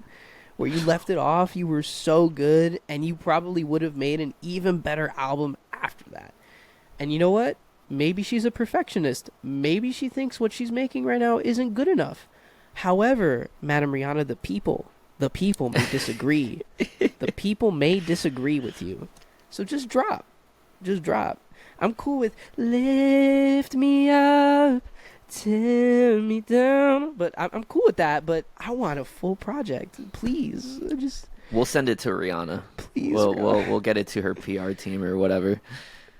All right, I want to go back a little bit to the singer-songwriting stuff, because you were saying that, you know, the songwriters make a lot of money, and you have really prolific careers without the public really ever knowing who they are, if that's the route they choose. What do you think makes the difference between a good and a great and even a world-class songwriter? Having an ear. Having an ear. Because there's a lot of people that just don't know what sounds good and what doesn't. And they make music and it's not all that. But there are just some people, like, for example, I'm unfortunately going to use myself as an example, even though that sounds a little egotistical. I don't play an instrument. I don't know music theory. I don't, I am not a technically sound person, but I feel if you stack up MPLS with somebody of my skill set, you think, yo, this guy's got to play something or whatever, but that shit sounds incredible. What the fuck? Like, it's dynamic. It has orchestration. Like, the strings were played live. I curated all of that along with some people in my team, yes, but I was the person that wrote off yes or no for all of that. And I think it just, and to the bare bones basic thing, you got to know what sounds good and what does not, because some people just don't have that ability. There are some people that we all know that only listen to Billboard pop music and they think it sounds incredible. Some people will listen to it and be like, that'll last like 2 weeks and then people will forget about it. You know what I mean? It's like, what's gonna have, you need to listen to something and be like, this is gonna have a long-term impact. You know what I mean? like I can contribute to this in a way that will take this song to the next level. You know what I mean? Maybe I would say that's probably why, Billboard songs have like 17 writers on them, because they get the best minds together to write these songs. I don't know, like what is Sabrina Carpenter's Espresso? Like, how many people wrote that song? Hold on. I'm actually genuinely curious. Let me look this up real quick. Credits. I'm seeing 4 people wrote that song. The 3 other people, other than Sabrina Carpenter, I have never heard of in my life. I don't know who Amy Allen is. I don't know who Julian Bonetta is. I don't know who Steph Jones is. However, think about the amount of money they made off that song. Mm-hmm. That shit's crazy. But anyway, like, those people came up with a melodic structure and a rhythmic structure that people would catch. Bro, that's catchy. It's catchy, and it takes somebody that not only hears that in their brain, because you have to conceptualize that mentally, but then also blurt it out and execute on it. That is a skill that a lot of people just don't have. People just don't have that. And that's what takes you there. You just have that natural intuition of, this would work. And then you come up with, I cannot see, I cannot me, that's me, espresso. I just haven't listened to the song, so that's why I don't know the lyrics. Or like, I don't think, like the Chapel Roan record, that is incredibly well written. That is super well done. I don't know if Chapel wrote it all herself. I imagine, just based on where she is. I'm not sure. I don't know. I'm gonna look at it right now, because I don't want to say like she didn't write it all by herself. You know what I mean? Hot to Go. Who wrote Hot to Go? It looks like it's just her and the producer. 2 people. On that, Two people wrote Hot to Go, and she's not even. Oh wait, is that her real name? Is that Chapel Roan's real name? Yeah, Kaylee is Chapel Roan. Oh, Kaylee's Chapel Roan? Yeah. Oh, okay, so then 2 people, which one of them being Chapel Roan, wrote the song. So it's her and like a co-writer.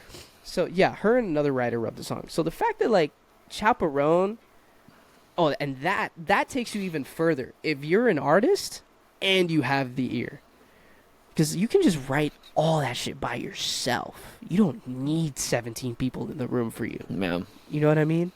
Because then you keep all your percentage, you make the most money. And if you're absurdly successful, dude, you don't have to rely on anybody. Maybe obviously like a producer. But other than a producer, I mean, you're making, just off rip at the bare minimum, you're making 50% of your own publishing. And if you're producing your own shit, you're making even more. Like if you're JPEG Mafia, you're making all the money off of your music, unless you have like a distribution deal that they take a cut. But if you're JPEG Mafia, where you write, you produce, you mix everything, because mixing engineers is a whole separate thing, and like you don't have a distribution deal that like takes your stuff, that takes a percentage of your stuff. You're making all of it. You're making 100% of the potential money you could be making. So it's like, obviously it takes, I think it's just natural talent in terms of just having the ear and executing on the ear, but also develop skills is also what it takes. You know what I mean? Because people, it's like they say, hard work beats talent if talent doesn't work hard. So it's one thing if you have talent, it's another thing if you don't work on the talent that you have and turn it into something that is, that has such a high ceiling. So yeah, just essentially you got to be talented. You got to understand what sounds good and what doesn't, and you have to work hard for a while. You look at somebody like Victoria Monet, right? Victoria Monet wrote in LA for 10 years before she got a shot, and now she's huge. You know what I mean? Mm-hmm. She wrote for Ariana Grande. She wrote for a ton of people, for 10 years. And then she got, her shot as an artist, to do her own thing. So it's, you gotta have the skills, baby. And Victoria Monet is actually a great example because she does not come from a music background at all. She literally started from zero, right? Drove to LA from Atlanta across the country and just tried to write for 10 years. That's all she did. But she was talented enough and she worked incredibly hard to get to where she is now. Prime example. That's the best example I could give. I hope that answers your question. Absolutely.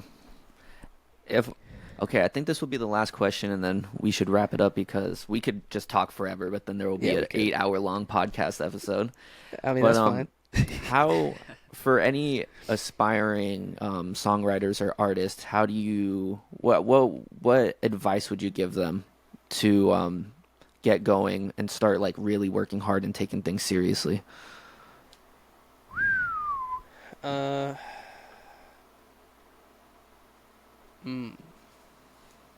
had to think about that for a little second. Everybody's journey is different. Everybody gravitates towards something different. But I think what I have prioritized, I can only speak on what I have done, right? So what I have prioritized in my career, if you can even call it a career yet, is building relationships. That's all it takes, man. Like, you just be a good person, do things without expecting anything in return, and that will be reciprocated and returned to you in a way that you probably weren't expecting. Somebody will do you a big favor. Somebody will send your music to someone in a really high place that you didn't even know they were connected to, or something. People will give you opportunities if you're just a good person and you don't even like shove their music in their face or something like that. Like, when I go out and I meet new people and stuff, I mean, I gloss over the music thing. I'll be like, yeah, I make music and I just put out a single and everything. You should listen to it. But anyway, you know what I mean? Mm-hmm. Just be personable. Put yourself out there as well. Like, you can't just DM people and try and, do it that way. You got to really show face and be a part of your community as well. I think there's a lot of talented people that just isolate themselves and have an incredible amount of talent and don't interact with anybody notable within their community because they don't want to go out or whatever. I think it's super important to be a consumer in the local creative ecosystem anywhere. I go to a good amount of shows. I know the majority of people that are at the shows because they are either DJs or producers or writers or whatever. I at least, bare minimum, have a dozen dap-ups at every show, okay?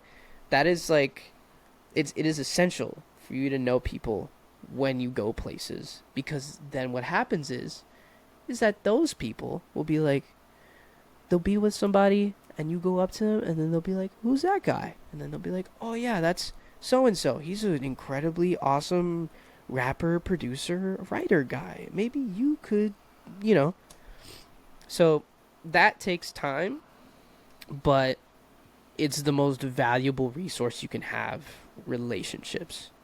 Besides your own talent, besides your own discography, besides your marketing strategy, besides the amount of followers you have, relationships are everything. Not even just in music, but in life. Relationships are everything. And if you cultivate real, genuine relationships with people, that will get you farther than your talent probably ever will. Probably. I'm being super dead ass. Like, so yeah, just be a good person. And if you got things on your plate, sort it out, go to therapy, and then put yourself out there and just be a nice guy. Be yourself. That's all it really takes. Really, I mean, that's how I got here on this interview. You know, I was just a dude trying to figure out how the hell to get into a festival, and I ran into these two impressionable human beings, and they're like, you know what? You seem like a nice dude. You want to do an interview? Like, that's how I got here. You know. If you want a prime example of that, it's literally this interview. Like shit, like he said, we could talk for 8 hours. We're already at 2 hours and 4 minutes and 20 something seconds. Yeah. And you know, we could do this all day because, you know, I just like talking and we get along. You know, so prime example. I'm here because I was just a down to earth dude, and I, you know. I wasn't even like, hey man, I got my SoundCloud, man. You wanna scan the QR code, man? Follow for follow. You wanna follow for follow, bro? Like, I wasn't a dick. Just be nice and stop like trying to like have it be like this give and take thing, you know? Don't expect anything. Just be nice. And build relationships with people you want to build relationships with. I know too many people with too many acquaintances. You know what I mean? Just keep your core small, build valuable relationships, and you'll get places. Trust me. Trust me. That's how I'm here, baby. That's how I'm here. And Indeed. Cheers to that with the little amount of water that I have. Cheers. And drink water. All right. Drink a lot of that's water. A great way to... Stay away from drugs. Stay away from your vices. Take care of yourself. Work out. Meditate. Reflect on your things and in life. Journal. I journal. You'll be a better person because of it. Keep yourself centered. Keep yourself sound, and everything around you will center itself as well if you just hone in and focus. And make sure to hone in next Friday. That's right, baby. Next Friday. Next Friday, my next single for my project, Skin Fade, comes out next Friday on all platforms. I'm already doing the caption pre-promo thing. The teaser video comes out next week on Monday. It's going to be great. I'm super excited for Skin Fade. I'm super excited for my project that I will reveal the name of soon. It's still too far away for me to say that. But it's happening. I'm working on it. I've been in the studio. Shout out to Marcela Araica at Dream Asylum. Shout out to Gabe at Dream Asylum. Shout out to Owen at Dream Asylum. Shout out to Mindful Music Lab that helped me get to this point with my 2 singles. Shout out Brittany Berger, the owner. Shout out Alejandro. Shout out Santi. Shout out Danny. Shout out Slater. Shout out John, the intern. His coffee's gas. Important. Dude, listen. I was an intern at a studio before. If your coffee's not good, bro, no one will ask you for anything. I'm telling you. No, I'm being so for real, dude. I made the most insane iced lattes you've ever had in your life. Then again, we had a really expensive coffee machine. Our coffee machine was like absurdly expensive. But I made fire iced lattes. And then people would be like, you know what, bro? Could you do this, that, or whatever? Could you go pick up my lunch? Could you go? Bro, I'm telling you. You just got to have good coffee as an intern. I'm telling you.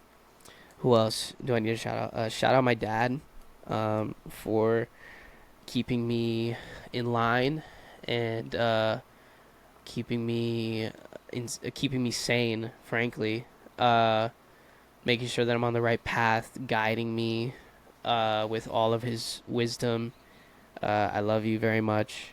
Shout out my mom, who also keeps me in line, but maybe a little more passionately than my dad, because, you know, moms, Latin moms. Shout out my sisters, my stepdad, my whole family. They support me an incredible amount. Shout out my friends. Shout out CJ. Shout out Alec. shout out Ty, aka Duality. Shout out to my girlfriend Phoebe. I love you very much. Who else? James, my videographer, editor, homie. Dope. Like, we're gonna keep working together. Shout out my photographer, Stevie Lozano. Shout out my stylist, his sister, Natalie Lozano. Dude, I could shout out so many people right now. I could shout out to the person that's been helping me write recently, Curtis. I don't have his last name, but shout out to Curtis. Shout out Ty's brand, Public Energy. Go to a Public Energy party near you, which is mostly South Florida, but go to a Public Energy party near you. Shout out Miami. Shout out my city.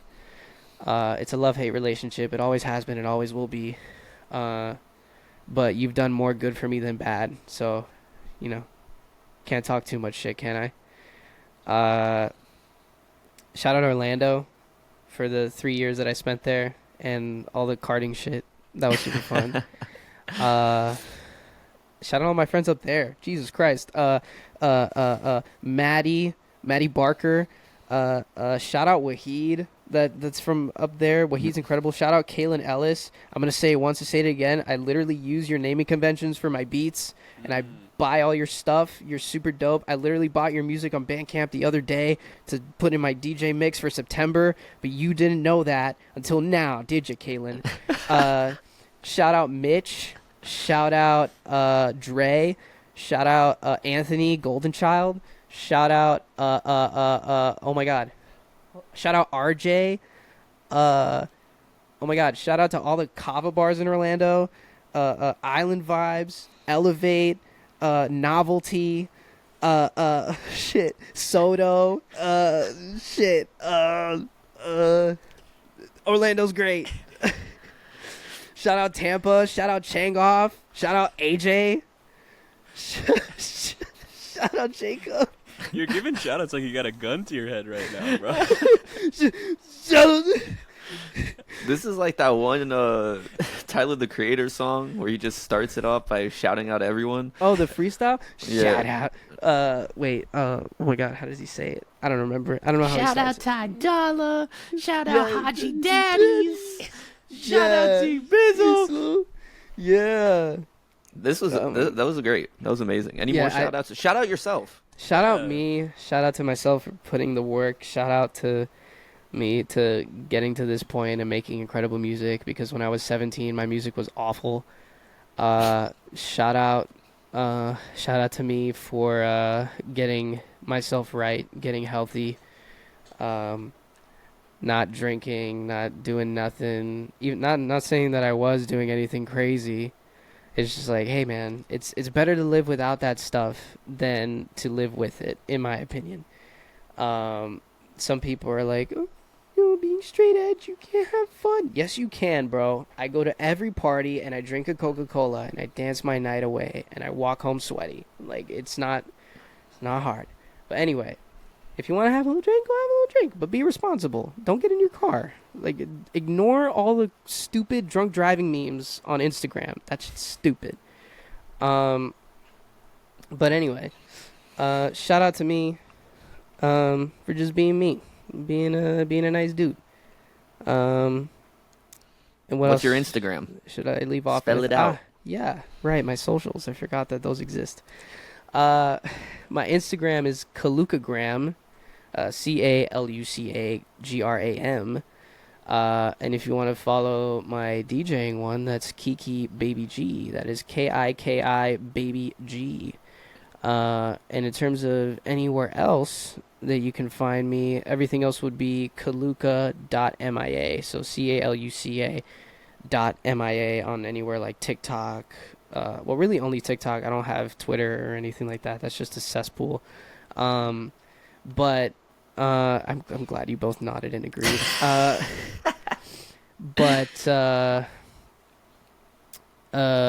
What else? Yeah, Skin Fade coming out next Friday.